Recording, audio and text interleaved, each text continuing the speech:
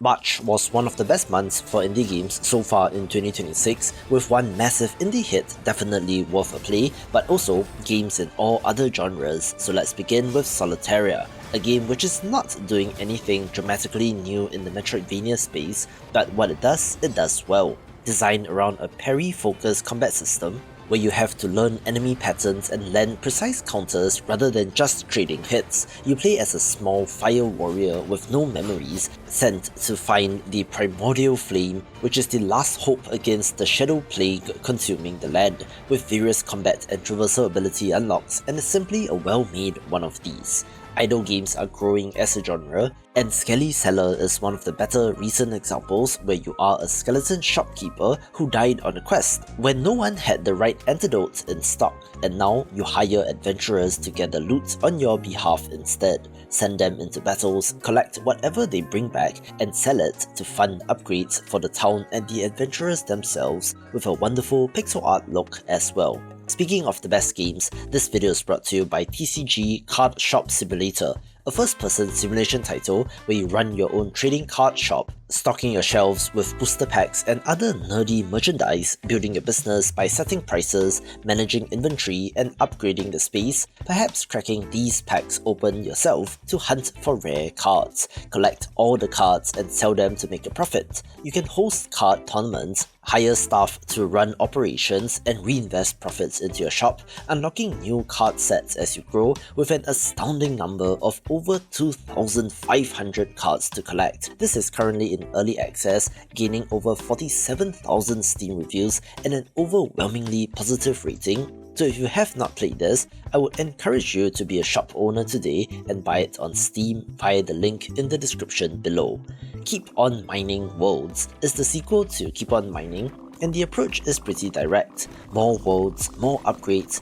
more pickaxes, and more of everything the first game had. You mine rocks, collect resources, and push through a progression of worlds unlocked with talent points, picking 2 talent cards from 5 each time you unlock a new world. A skill tree with well over 100 upgrades gives you plenty to work towards, and the pickaxes you craft and upgrade with gathered gems each carry a unique equip bonus on top of the raw stat improvements. Items bought from the shop add temporary buffs to individual mining sessions, and the whole thing scales to a satisfying level of destruction the longer you play, where if you're a numbers go up kind of person like me, this will be of interest. For fans of Heroes of Might and Magic who want something a little different, Heroes of Science and Fiction has now released out of early access. 5 space-faring factions fight for control of an isolated star system, with the gameplay loop feeling immediately familiar as you explore planets for resources, build cities, raise armies,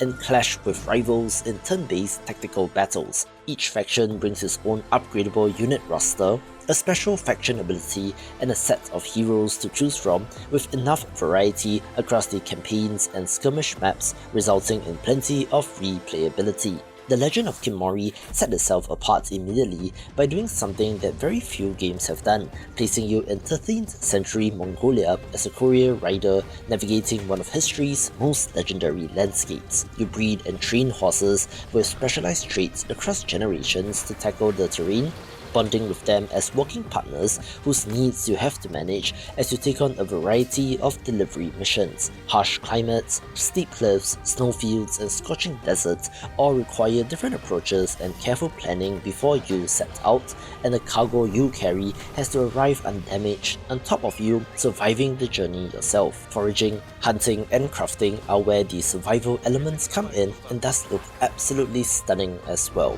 This video is also brought to you by Age of Gods, a competitive turn-based tactics title with no dice rolls or hidden mechanics. Up to 8 players face off on a grid-based map, capturing structures to generate gold, then spending that gold to summon units, of which there are a ton of factions and units for plenty of strategic goodness. A class triangle governs the fundamentals, with range beating magic, magic beating melee, and melee beating range, along with powerful abilities like poison, resurrection of skeletons from necromancers, and more. Modes include free-for-all and team play, along with single-player campaign and skirmish against AI, with this being free-to-play with paid DLC for factions and campaigns, so if interested, it launches on Steam today, with the developer also running a giveaway. Details are linked in the description below. The latest co-op horror title of interest is Voodoo Fission, which would be in the friend slop category, which is a term I use in an endearing way. You and up to 3 others head into a haunted swamp in search of rare and legendary fish, with proximity voice chat adding to the mayhem when things go wrong as you push deeper. The swamp is full of creepy monsters that will hunt you down, so there's a risk-reward element on how long you choose to stay out, since you lose your haul should you die and have to bring your catch back to base in order to cash in on it. Use funds earned to purchase upgrades to bait, reels and rods to chase bigger and rarer catches in your next attempt, with a cool puppet-like look to the characters, and is also self-hosted and permanent, meaning that there's no server shutdown to ever worry about and you can continue to play with your friends. Hozy is very possibly the most calming thing in this video, being a home restoration sim with no timers, no scores, no penalties, and absolutely nothing to rush you. You return to your small hometown after things fall apart in the city, but find it faded and quiet and take on the job of restoring it room by room and space by space. Clean windows, repaint walls, rearrange furniture, and make decisions like where to put the sofa and how to position your lights for optimal coziness as you explore 9 unique locations that each carry their own stories and small details. Open a window to let dust drift in the light, arrange books, switch on a projector, or light up candles, where every small action carries a gentle, satisfying response and is absolutely wonderful and pleasant. Planet of Lana II picks up directly from where the first game ended, and if you loved the original, everything that made it special is still here. Lana and her companion Mui travel across frozen peaks, deep oceans, and forgotten ruins in a hand-painted world that tells its story without a single word of spoken dialogue, letting the visuals, music, and the bond between the two characters carry everything. New technology has brought progress to the tribes of their home planet, but also stoked greed and division, and what begins as a journey through a fractured world gradually unravels long-buried truths about both the planet and the people on it. Lana moves with more agility this time,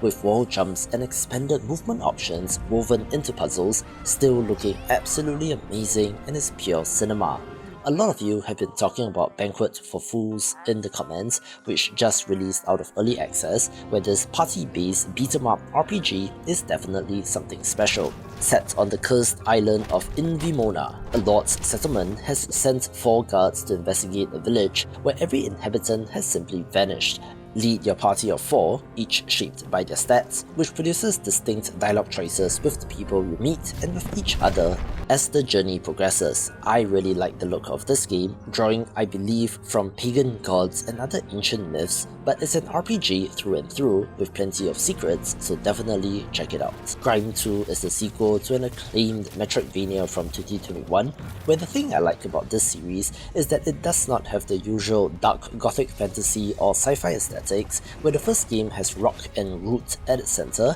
and this has an equally bizarre world of painted nails and giant vases. You play as a formless and art mimic that absorbs defeated creatures and summons molds in their shape, turning the enemies you meet into tools for combat and exploration alike. Hand tendrils let you parry incoming attacks or to grab onto and absorb enemies directly, with environmental hazards also working on enemies, which is always nice to see in-game since they don't magically become immune to spikes and is for fans of the genre. From the developer of Kingdoms and Castles comes Nova Roma, a Roman city builder where you have to manage complex supply chains, appease the gods with grand temples, and keep a growing population fed, entertained, and loyal. Water is treated as a living ecosystem, with aqueducts and dams controlling its flow as you reshape the land into watersheds and reservoirs, keeping close watch on how your actions affect soil fertility and flood risk downstream. Some resource deposits are far from your city, which means that transport infrastructure is required, stretching across untamed territory to bring raw materials and processed goods to where they need to go. As more people arrive, their demands grow, from pottery and wine living through to bread and public gains, and neglecting the gods while you expand means risking something much worse than just a bad harvest, looking visually stunning as well. The Artisan of Glimmith took me by surprise, being a puzzle game about colouring stained glass artworks in a kingdom floating above the clouds. You are hired to restore the area using whatever colours you please, as long as you follow the rules, and the game introduces a wide variety of distinct rule types that interact with each other across handcrafted puzzle designs to produce genuine surprise without resorting to arbitrary difficulty. A cozy hamlet, an enchanted forest, and a forlorn castle each hold their own challenges, with hidden paths and optional finale puzzles for those who want to push past the main content. A built-in level editor lets you build and share your own stained glass challenges if you so desire, but if you love thinky games, this is a must-play. The latest shopkeeping sim of interest is Retro Rewind, putting you behind the counter of a small video rental store in the early 1990s and asking you to build it into a successful business. Stock your shelves with VHS tapes spanning thousands of unique titles, each with its own hand-drawn cover art, ordering new releases through your old PC, or sourcing exclusive bootlegs from a shady tape dealer who stops by ever so often. Take reservations, chase overdue returns, enforce late fees, rewind tapes, and recommend titles to customers, then hire and manage staff as the workload grows. Customize the layout of your shop and decorate with posters and memorabilia to give it more of a personal touch, where I think this will especially appeal to 80s kids. From the developer of Battle Cry of Freedom comes over-the-top World War I, swapping out the American Civil War for this period in history. Up to 200 combatants clash across fully destructible battlefields where explosions permanently reshape the terrain, collapsing fortifications, tearing through cover, and changing sightlines in real time. So no two engagements will ever play out the same way. Pick from riflemen, engineers, flamethrower operators, and officers, with 3 factions including France, Britain, and Germany, each offering 8 distinct classes, and fight across maps that change with weather, season, and time of day. Dig trenches, demolish buildings, and reshape the ground beneath you, where there does seem to be a dedicated community here and might be worth a look for fans of shooters. Funny Raccoon game might look like a meme at first glance, but do not let that put you off,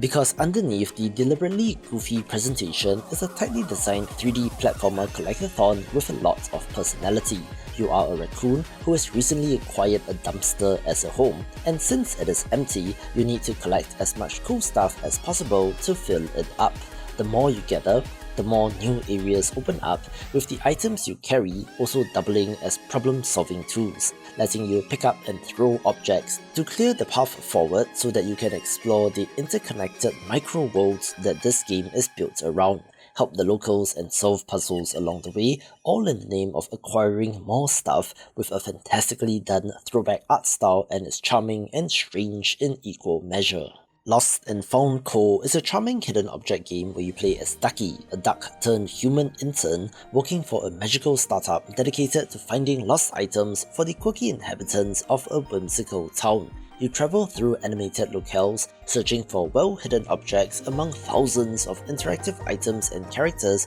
packed into each scene, returning what you find to its rightful owner and slowly uncovering the stories of the people you meet along the way. Challenge levels push the object hunting further for those who want the extra work, also allowing you to decorate your office however you like with some of the most adorable art that I have seen. Homura Hime is an anime-style 3D action game with striking visuals where you play as the Flame Princess and her aide, taking on 5 powerful arch-demon girls in a world where humans and demons uneasily share the same reality. Use close-range combos and ranged attacks together in bullet hell combat, reading enemy attacks and dodging incoming projectile patterns while chaining together your own offensive moves, using well-timed parries and dodges at critical moments to be victorious. Each archdemon you defeat unlocks new weapons and equipment, giving you more options to experiment with, where there's more to the story and world than at first glance and is certainly worth a play.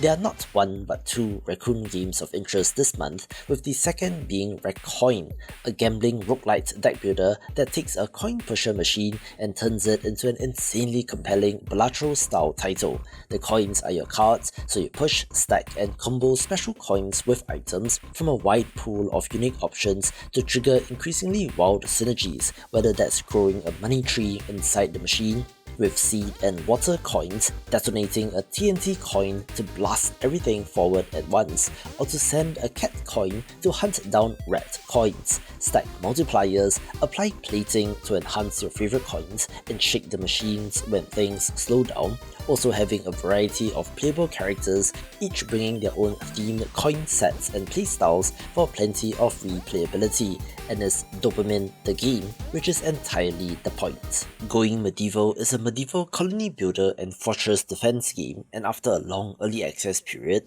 the 1.0 release is here with plenty of depth and combat. A group of survivors from the Black Death arrives in a wilderness clearing, and from there you assign jobs, manage their needs, and construct a settlement from the ground up, researching new technologies and pushing through the centuries as you go. Each settler comes with their own background, personality traits and skills, giving the colony a living feel rather than simply a pool of interchangeable workers. Be prepared for raids, which gradually ramp up in frequency and intensity, so your defensive layout matters, with the walls you build in one season possibly being what saves you during the next battle. This is content complete, but is also fully moddable, opening the door for community content beyond the base game, and fans of the genre will have plenty to dig into. Super Meat Boy 3D is the third-dimensional take on one of indie gaming's most beloved platformers, and if the title alone gave you flashbacks to wall jumping through spinning saw blades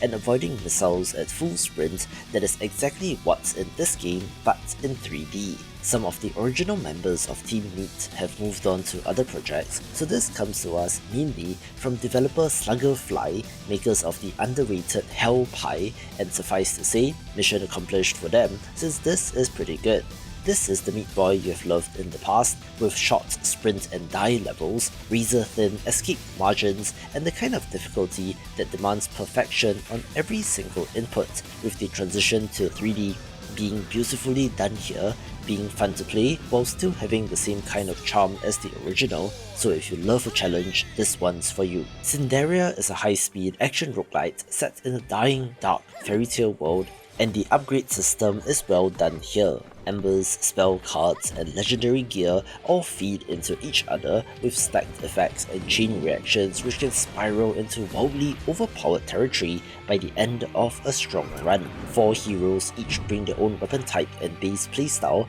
from melee with blades to heavy cannon builds, and each comes with a deep skill pool that makes differences between characters meaningful rather than just cosmetic. The controls are tight and immediately responsive, which matters for an action roguelite, so like Solateria mentioned earlier, it is not reinventing the wheel but just beautifully executing on the idea. Scritchy Scratchy is what peak incremental game looks like, applying the formula to scratch cards, where you scratch to earn rewards, which in turn funds upgrades that let you scratch more efficiently, and the scratch bot eventually takes over the scratching so you can focus entirely on the meta game of which scratch cards are worth pursuing and which are not. A prestige system resets progress in exchange for permanent multipliers, with risk-reward cards introducing genuine stakes, and while simple in concept, hits that numbers go up parts of my brain in just the right way. Disco Elysium but Dungeons & Dragons is probably the most efficient way to describe esoteric ebb and isometric CRPG set in a post-arcane punk world. You play as the Cleric, a glorified government goon investigating the explosion of a tea shop 5 days before the first ever election, having a goblin sidekick along for the ride and dice underpinning every skill check and conversation. The game begins with you waking up in a morgue wearing soggy boots, surrounded by thousands of rotting apples, several corpses, and a zombie throwing you straight into the chaos like in the opening of Disco Elysium. Speaking of which, there's a lot of text and reading in this game, which gives it a different vibe from the more action-oriented titles, but still, good writing, interesting characters, and an intriguing mystery keeps the game moving forward with replayability as well, depending on your stats and choices made. We also had the 1.0 release of Timberborn, a lumberpunk beaver city builder where you manage a colony of industrious beavers through cycles of plenty, drought, and toxic waste seasons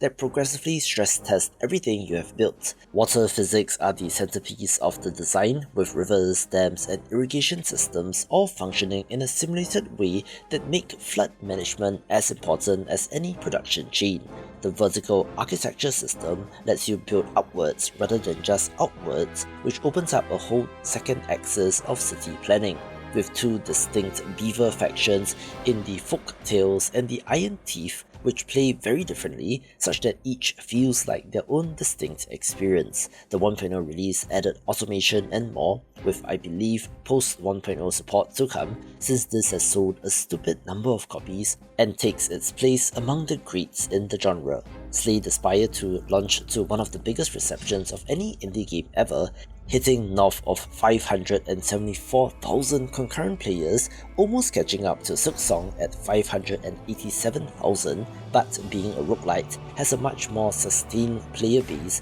maintaining about 180,000 plus players at any given time. For the most part, this is very similar to Slay the Spire 1, but with more characters and new cards, relics, enemies, and mechanics, feeling like Slay the Spire 1.5 for lack of a better term. But the original is one of the best games of all time, so the reception does track. However, the conversation around this game became complicated as they began to patch the game, with the insanely dedicated player base being equally vocal, so much so that it has mostly negative recent reviews. This appears to be mainly due to the Doormaker boss, which seems punishingly difficult, but it is early access, so I expect balance and changes to be implemented, having full faith that they will get there someday, but still, for now, it remains a great game that requires a different approach. Watch this video for more of the best indie games.